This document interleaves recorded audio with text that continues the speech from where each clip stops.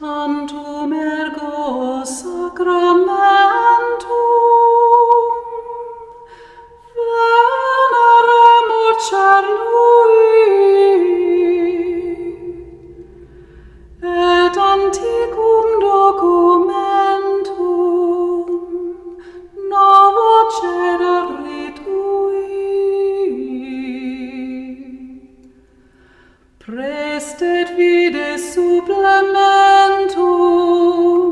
sensum defectui. Amen.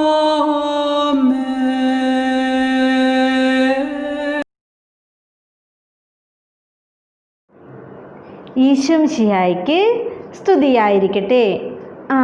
എല്ലാവരും ഇനി ഒന്ന് ഈശോയ്ക്ക് സ്തുതി പറഞ്ഞേ. ഈശോമിശിഹായ്ക്ക് സ്തുതിയായിരിക്കട്ടെ. ഈശോയ്ക്ക് ഏറ്റവും ഇഷ്ടമുള്ള കുഞ്ഞുമക്കളെ, സുഖമാണോ? സുഖമാണല്ലേ.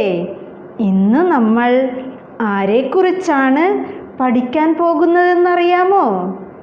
നമ്മുടെ 6-ാം അധ്യായത്തിൽ നല്ല കൂട്ടുകാരനായ ഈശോയെക്കുറിച്ചാണ് നമ്മൾ പഠിക്കാൻ പോകുന്നത്.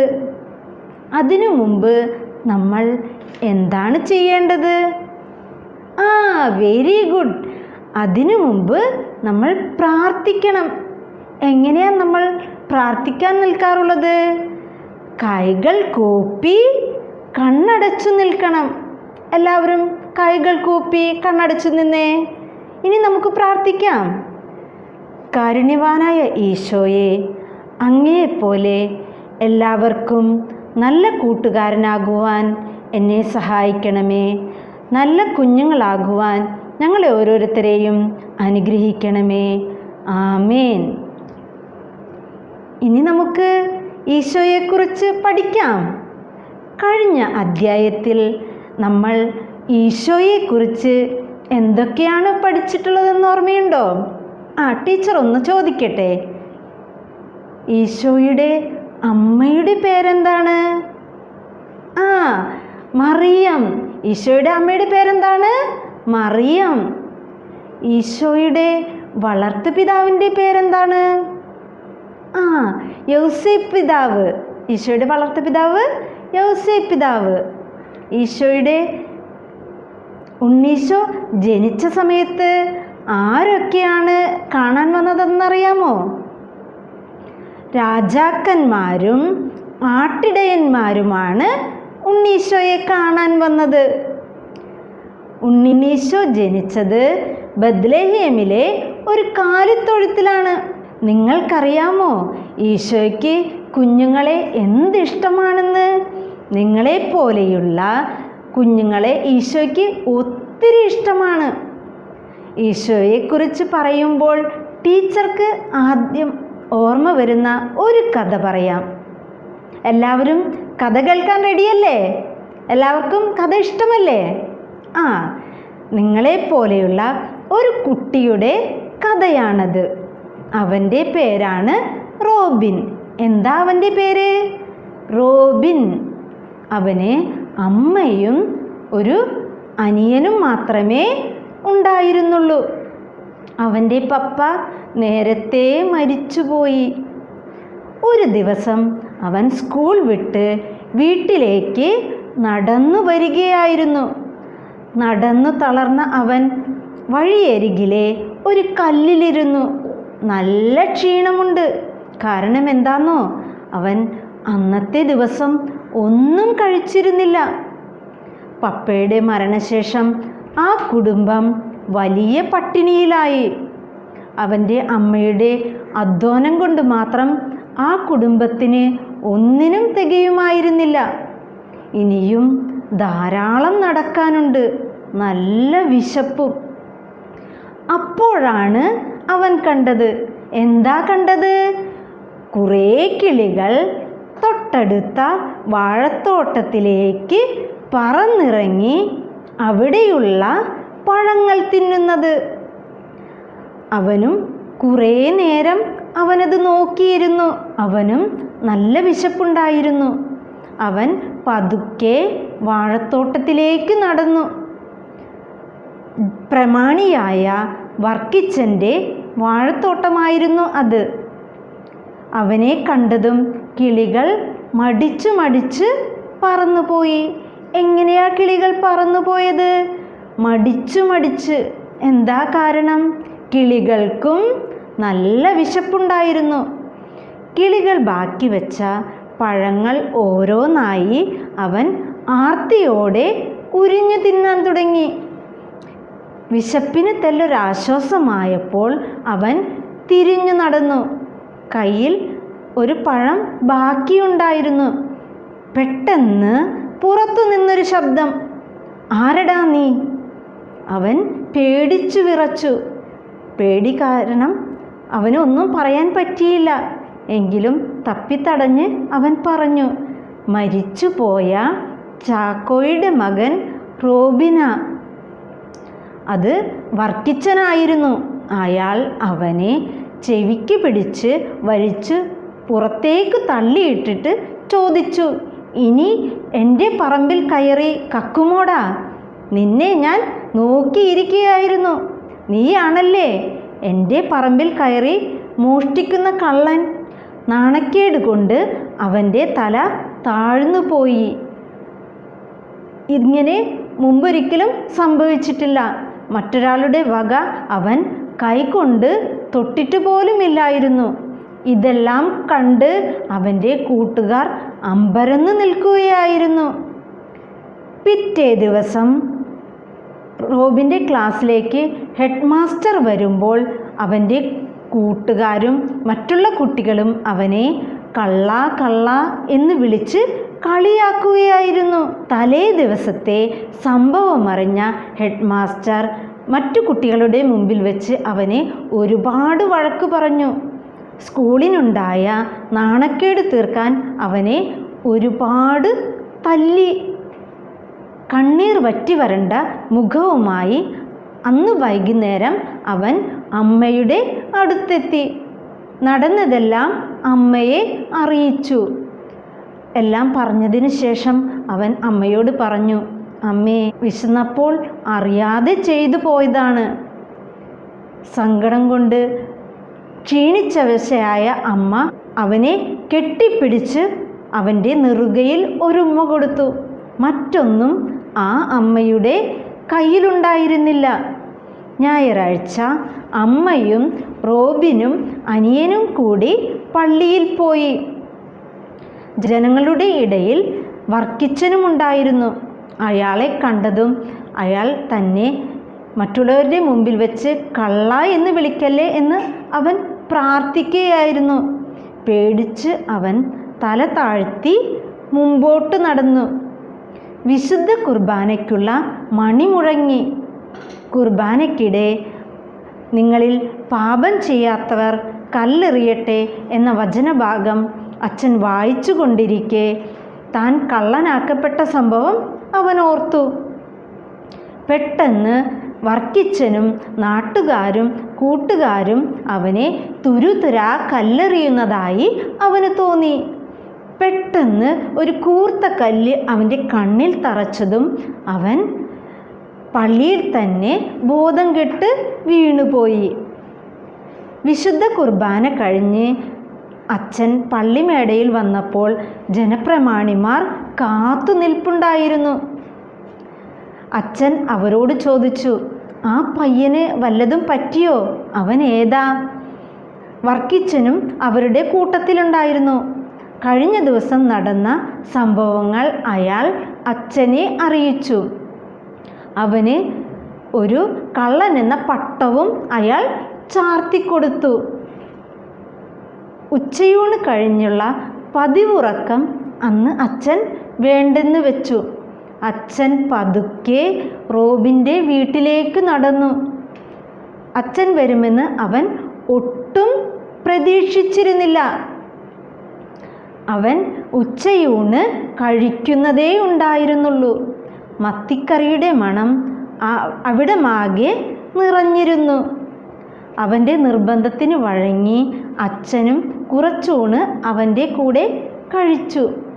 അതിനുശേഷം രാവിലെ നടന്ന സംഭവങ്ങൾ അച്ഛൻ അവനോട് വിശദമായി അന്വേഷിച്ചു. എല്ലാം പറഞ്ഞതിന് ശേഷം അവൻ അച്ഛൻ്റെ മുമ്പിൽ മുട്ടുകുത്തിയിട്ട് പറഞ്ഞു, അച്ഛാ, പറന്നുപോയ ആ കിളികൾക്കറിയാമായിരുന്നു എൻ്റെ വിശപ്പിൻ്റെ വേദന. ആ കൊച്ചു പയ്യൻ്റെ ഉള്ളു തേങ്ങുന്നത് അച്ഛന് കാണാമായിരുന്നു. അച്ഛൻ അവനെ ചേർത്ത് പിടിച്ചിട്ട് പറഞ്ഞു, സാരമില്ല മോനെ. കുറച്ച് മിഠായി അവന് കൊടുത്തിട്ട് അച്ഛൻ പോകാനൊരുങ്ങി. അപ്പോഴവന് ഈശോയുടെ പ്രതിരൂപമാണ് അച്ഛനിൽ കാണാൻ കഴിഞ്ഞത്. അതെ, ഈശോയെ തന്നെയാണ് അവൻ അച്ഛനിൽ കണ്ടത്. പെട്ടെന്നവൻ ഓടിച്ചെന്ന് അച്ഛനെ കെട്ടിപ്പിടിച്ചു പറഞ്ഞു, അച്ഛാ, അച്ഛന് കുന്തിരിക്കത്തിൻ്റെ മണമാണ്. അച്ഛൻ ചിരിച്ചിട്ട് അവനോട് മറുപടി പറഞ്ഞു, റോബിന് സ്നേഹത്തിൻ്റെ മണമാണ്. അതേ കൂട്ടുകാരെ, ആ നിമിഷം അവൻ അച്ഛനിലൂടെ ഈശോയെ കാണുകയായിരുന്നു. ഈശോയുടെ സ്നേഹം അനുഭവിച്ചറിയുകയായിരുന്നു. നിങ്ങൾക്കറിയാമോ, നമ്മെ അറിയുന്ന നല്ല കൂട്ടുകാരനാണ് ഈശോ. അതുകൊണ്ടാണ് ആ സമയത്ത് റോബിൻ്റെ വീട്ടിൽ അച്ഛൻ വന്നത്. നിങ്ങൾക്കറിയാമോ, എപ്പോഴെങ്കിലും നിങ്ങൾക്ക് സങ്കടം വരുമ്പോൾ ഈശോയെ കൂടെ വരണേ എന്നൊന്ന് പ്രാർത്ഥിച്ചു നോക്കിക്കേ. അപ്പോൾ നിങ്ങൾക്കും ഈശോയുടെ സാന്നിധ്യം അറിയാൻ പറ്റും. നമ്മെ അറിയുന്ന നല്ല കൂട്ടുകാരനാണ് ഈശോ. ഈശോ എപ്പോഴും നമ്മുടെ കൂടെയുണ്ട്. ഈശോ നമ്മുടെ വേദനകളിൽ, വിഷമതകളിൽ എപ്പോഴും നമ്മെ ആശ്വസിപ്പിക്കുന്നു, എപ്പോഴും നമ്മെ സഹായിക്കുന്നു. ഈശോ എല്ലാവരെയും സ്നേഹിക്കുന്നു. നമുക്ക് ആവശ്യമുള്ളതെല്ലാം ഈശോ തരുന്നു. അങ്ങനെയുള്ള ഈശോയെ നമുക്കും സ്നേഹിക്കാം. ഈശോയെപ്പോലെ മറ്റുള്ളവരെയും നമുക്ക് സ്നേഹിക്കാം. അതിന് നമ്മൾ എന്തു ചെയ്യണം? അതിന് നമ്മൾ ആ കഥയിൽ അച്ഛൻ ചെയ്തതുപോലെ മറ്റുള്ളവരുടെ വിഷമതകളിൽ പങ്കുചേർന്ന് അവരെ ആശ്വസിപ്പിക്കണം. എല്ലാവർക്കും കഥ ഇഷ്ടമായോ? ഇനി നമുക്കൊരു പാട്ട് പഠിക്കാം. ഞങ്ങൾക്കുണ്ടൊരു ചങ്ങാതി, വിനയസ്വരൂപൻ ചങ്ങാതി, കരുണാമയനാം ചങ്ങാതി, ദൈവകുമാരൻ ചങ്ങാതി. ഇനി എല്ലാവരും ഉറക്കെയൊന്ന് പറഞ്ഞേ. ഞങ്ങൾക്കുണ്ടൊരു ചങ്ങാതി, വിനയസ്വരൂപൻ ചങ്ങാതി, കരുണാമയനാം ചങ്ങാതി, ദൈവകുമാരൻ ചങ്ങാതി. ഞങ്ങൾക്കുണ്ടൊരു ചങ്ങാതി, സ്നേഹസ്വരൂപൻ ചങ്ങാതി, കുഞ്ഞുങ്ങൾക്കൊരു ചങ്ങാതി, ഈശോ എന്നൊരു ചങ്ങാതി. എല്ലാവർക്കും പാട്ട് ഇഷ്ടമായില്ലേ? ഇനി നമുക്കൊരിക്കൽ കൂടി ഒന്ന് പാടി നോക്കിയാലോ? ഞങ്ങൾക്കുണ്ടൊരു ചങ്ങാതി, സ്നേഹസ്വരൂപൻ ചങ്ങാതി, കുഞ്ഞുങ്ങൾക്കൊരു ചങ്ങാതി, ഈശോ എന്നൊരു ചങ്ങാതി. ഇനി എന്ത് ചെയ്യണമെന്നോ? ഈ പാട്ട് എല്ലാവരും പാടിപ്പഠിച്ച് നിങ്ങളുടെ വീട്ടിൽ എല്ലാവരെയും, നിങ്ങളുടെ ടീച്ചറെയും പാടി കേൾപ്പിക്കണം. ഈശോ നമുക്ക് എന്തൊക്കെയാണ് നൽകിയിരിക്കുന്നതെന്ന് നമുക്ക് നോക്കാം. ഈശോ നമുക്ക് ഒത്തിരി കാര്യങ്ങൾ തന്നിട്ടുണ്ട്. അവ എന്തൊക്കെയാണ്? ഡാർവിഷ് ഒന്ന് പറഞ്ഞേ. പറയൂ. ഈശോ നമുക്ക് മനോഹരമായ വീട് തന്നിട്ടുണ്ട്. ഇനി എന്തൊക്കെയാ തന്നിരിക്കുന്നത്? സാൽവിനൊന്ന് പറഞ്ഞേ. ഈശോ നല്ല മാതാപിതാക്കളെ തന്നിട്ടുണ്ട്. പിന്നെ എന്തൊക്കെയാ തന്നിരിക്കുന്നത്? ഹെയ്ലിനൊന്ന് പറഞ്ഞേ. നല്ല ഉടുപ്പ് തന്നിട്ടുണ്ട്. പിന്നെ എന്തൊക്കെയാ? എലൈജ ഒന്ന് പറഞ്ഞേ. നല്ല ഭക്ഷണം തന്നിട്ടുണ്ട്. ഈശോ എന്തൊക്കെയാ നമുക്ക് തന്നിരിക്കുന്നത്? നല്ല മാതാപിതാക്കളെ തന്നിട്ടുണ്ട്, നല്ല വീട് തന്നിട്ടുണ്ട്, നല്ല ഭക്ഷണം തന്നിട്ടുണ്ട്, നല്ല ഉടുപ്പ് തന്നിട്ടുണ്ട്. ഇതിനൊക്കെ നമ്മൾ എന്തു ചെയ്യണം? ഇതിനൊക്കെ നമ്മൾ ഈശോയോട് നന്ദി പറയണം. എല്ലാവരും അങ്ങനെ ചെയ്യില്ലേ? ഇനി നമ്മൾ ഇതൊക്കെ നമ്മുടെ ടെക്സ്റ്റ് ബുക്കിൽ നല്ല വൃത്തിയായി എഴുതി നിങ്ങളുടെ ടീച്ചർക്ക് അയച്ചു കൊടുക്കണം. എല്ലാവരും അങ്ങനെ ചെയ്യില്ലേ? Very good. ഈശോ നമുക്ക് ഒത്തിരി കൂട്ടുകാരെ തന്നിട്ടുണ്ട് ഇല്ലേ? എല്ലാവർക്കും ഒത്തിരി കൂട്ടുകാരില്ലേ? ആ കൂട്ടുകാരുടെ പേരൊക്കെ ഒന്ന് പറഞ്ഞേ. ആഷ്ലിനൊന്ന് പറഞ്ഞേ. ആഷ്ലിൻ്റെ കൂട്ടുകാരുടെ പേരൊന്ന് പറഞ്ഞേ. ഏഡ്രൻ, ഇസ, സാംസൺ. പറയൂ. Very good. എല്ലാവരും നന്നായിട്ട് പറയുന്നുണ്ടല്ലോ. ഇനി അബിയലൊന്ന് പറഞ്ഞേ. അബിയലിൻ്റെ ഫ്രണ്ട്സിൻ്റെ പേരുകൾ പറഞ്ഞോ. അലൈന, ആൻറ്റൺ. Very good. എല്ലാവരും നന്നായിട്ട് പറയുന്നുണ്ടല്ലോ. ഇനി എന്താണ് നമ്മൾ ചെയ്യേണ്ടത്? ഈ കൂട്ടുകാരുടെ പേരൊക്കെ നമ്മുടെ ടെക്സ്റ്റ് ബുക്കിൽ നല്ല ഭംഗിയായിട്ട് എഴുതണം. എല്ലാവരും എഴുതില്ലേ? എന്നിട്ട് എന്ത് ചെയ്യണം? എന്നിട്ട് നമ്മുടെ ടീച്ചർക്ക് അയച്ചു കൊടുക്കണം. ചെയ്യില്ലേ എല്ലാവരും? അടുത്തത് നമ്മൾ എന്താണ് ചെയ്യേണ്ടത്? നമുക്ക് ഈശോ ഒത്തിരി കൂട്ടുകാരെ തന്നില്ലേ? ഇനി അവരുടെ ഗുണങ്ങളൊന്ന് പറയണം. എല്ലാവർക്കും അറിയില്ലേ അവരുടെ കൂട്ടുകാരുടെ ഗുണങ്ങൾ? എല്ലാവരും ഒന്ന് പറഞ്ഞേ. റോഷൻ്റെ കൂട്ടുകാരൻ്റെ ഗുണം ഒന്ന് പറഞ്ഞേ. റോഷൻ്റെ കൂട്ടുകാരൻ്റെ ഗുണം ഒന്ന് പറഞ്ഞേ. പറയൂ. മുതിർന്നവർ പറയുന്നത് അനുസരിക്കും. ഇനി ആഷ്ലിനൊന്ന് പറഞ്ഞേ. പറയൂ. നന്നായി പ്രാർത്ഥിക്കും ഇല്ലേ? ഇനി സ്റ്റാൽവിനൊന്ന് പറഞ്ഞേ. നന്നായി പഠിക്കും. പിന്നെ എന്തൊക്കെയാണ്? നന്നായി പാട്ട് പാടും. പിന്നെയോ നന്നായി ഡാൻസ് ചെയ്യും. ഇതൊക്കെയാണ് നമ്മുടെ കൂട്ടുകാരുടെ ഗുണങ്ങൾ. എല്ലാവർക്കും കിട്ടിയില്ലേ? ഇനി എന്ത് ചെയ്യണം? ഇനി എല്ലാവരും ഇത് നല്ല ഭംഗിയായി എഴുതി നമ്മുടെ ടീച്ചർക്ക് അയച്ചു കൊടുക്കണം. സമ്മതിച്ചോ എല്ലാവരും? എല്ലാവരും നന്നായിട്ട് ടീച്ചർക്ക് അയച്ചു കൊടുക്കണം കേട്ടോ. അടുത്തതായി നമുക്ക് വചനം പഠിക്കാം. എല്ലാവർക്കും വചനം പഠിക്കാൻ ഇഷ്ടമല്ലേ മക്കളെ? ദൈവവചനം എന്താണെന്ന് നിങ്ങൾക്കറിയാമോ? ബൈബിളിലൂടെ ദൈവം നമ്മോട് സംസാരിക്കുന്നതാണ് ദൈവവചനം.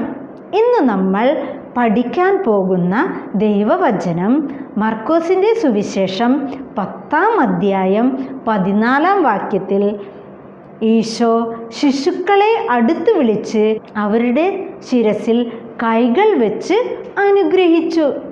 എന്താ ഈശോ ചെയ്തത്? ഈശോ ശിശുക്കളെ അടുത്ത് വിളിച്ച് അവരുടെ ശിരസിൽ കൈകൾ വെച്ച് അനുഗ്രഹിച്ചു. കണ്ട, ടീച്ചർ പറഞ്ഞത് ഓർമ്മയില്ലേ?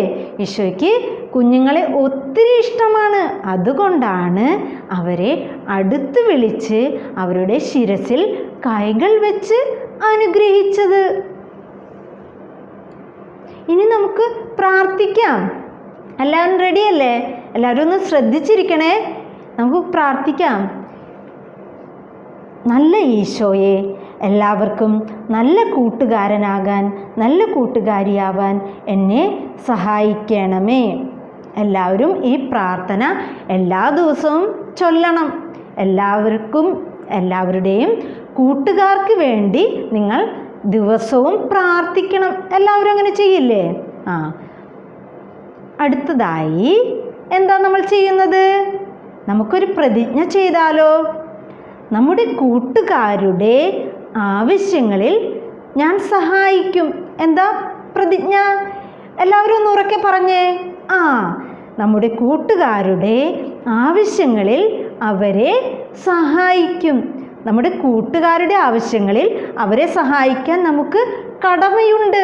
ആ കടമ നമ്മൾ നിറവേറ്റണം. നമുക്ക് എപ്പോഴും അവരെ സഹായിക്കാനുള്ള ബാധ്യതയുണ്ട്. അങ്ങനെ ചെയ്യില്ല എല്ലാവരും? ഇനി നമുക്കൊരു ഉണ്ണിക്കവിത പാടിയാലോ? എല്ലാവർക്കും ഇഷ്ടമാണോ ഉണ്ണിക്കവിത? ഉണ്ണീശോയുടെ കവിതയാണ് ഉണ്ണിക്കവിത. ഉണ്ണി പറഞ്ഞു നമ്മോട് ചങ്ങാതികളെ സ്നേഹിക്കൂ. എന്താ പറഞ്ഞത്? ഉണ്ണി എന്താ നമ്മോട് പറഞ്ഞത്? ഉണ്ണി പറഞ്ഞു നമ്മോട് ചങ്ങാതികളെ സ്നേഹിക്കൂ. ഈ ഉണ്ണി ആരാണെന്ന് നിങ്ങൾക്കറിയാമോ? ഉണ്ണീശോയാണ്.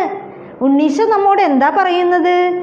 കൂട്ടുകാരെ സ്നേഹിക്കാനാണ് പറയുന്നത്. ഇനി നമുക്കൊരിക്കൽ കൂടി ഈ ഉണ്ണിക്കവിത ചൊല്ലിയാലോ? ഉണ്ണി പറഞ്ഞു നമ്മോട് ചങ്ങാതികളെ സ്നേഹിക്കൂ. കുഞ്ഞുങ്ങളെ, സൽപ്രവൃത്തികൾ എന്താണെന്നറിയാമോ? മറ്റുള്ളവർക്ക് ചെയ്യുന്ന നല്ല പ്രവൃത്തികളെയാണ് സൽപ്രവൃത്തികൾ എന്ന് പറയുന്നത്. അത് നാം ഓരോരുത്തരും ശീലിക്കണം. ഇനി നമുക്ക് സൽപ്രവൃത്തികൾ എന്തൊക്കെയാണെന്ന് നോക്കാം. എന്താ സൽപ്രവൃത്തികൾ? നമ്മൾ എല്ലാവരോടും പുഞ്ചിരിച്ചുകൊണ്ട് മാത്രം സംസാരിക്കുക. എല്ലാവരും ഒന്ന് ഉറക്കെ പറഞ്ഞേ, ഒരു സൽപ്രവൃത്തി ഉറക്കെ പറഞ്ഞേ. എല്ലാവരോടും പുഞ്ചിരിച്ചുകൊണ്ട് മാത്രം സംസാരിക്കുക. രണ്ടാമത്തേതോ, വീടും പരിസരവും വൃത്തിയായി സൂക്ഷിക്കണം. എല്ലാവരും അങ്ങനെ ചെയ്യില്ലേ? അടുത്തത്, മറ്റുള്ളവർക്ക് നന്മ ചെയ്യണം. പിന്നെയോ, എല്ലാവർക്കും വേണ്ടി പ്രാർത്ഥിക്കണം. മക്കളെ, നിങ്ങൾ എല്ലാവർക്കും, നിങ്ങളുടെ കൂട്ടുകാർക്കും വീട്ടുകാർക്കും എല്ലാവർക്കും വേണ്ടി പ്രാർത്ഥിക്കണം. എല്ലാവരും അങ്ങനെ ചെയ്യില്ലേ? അപ്പോഴാണ് നിങ്ങൾ നല്ല കുഞ്ഞുങ്ങളാവുകയുള്ളൂ. ഇനി നമുക്ക് പ്രാർത്ഥിക്കാം. എങ്ങനെയാണ് നമ്മൾ പ്രാർത്ഥിക്കുന്നത്? കൈകൾ കൂപ്പി എല്ലാവരും കണ്ണടച്ച്. പിതാവായ ദൈവമേ, മക്കളായ ഞങ്ങളെ അങ്ങയെയും മറ്റുള്ളവരെയും സ്നേഹിക്കുവാനും സന്തോഷത്തിലും സമാധാനത്തിലും ജീവിക്കുവാനുമുള്ള എല്ലാ അനുഗ്രഹങ്ങളും നൽകണമേ എന്ന് അങ്ങയോട് ഞങ്ങൾ പ്രാർത്ഥിക്കുന്നു. പ്രിയ കൂട്ടുകാരെ, ഇനി പുതിയ പുതിയ പാട്ടുകളും കഥകളുമായി നമുക്ക് അടുത്ത ക്ലാസ്സിൽ കാണാം.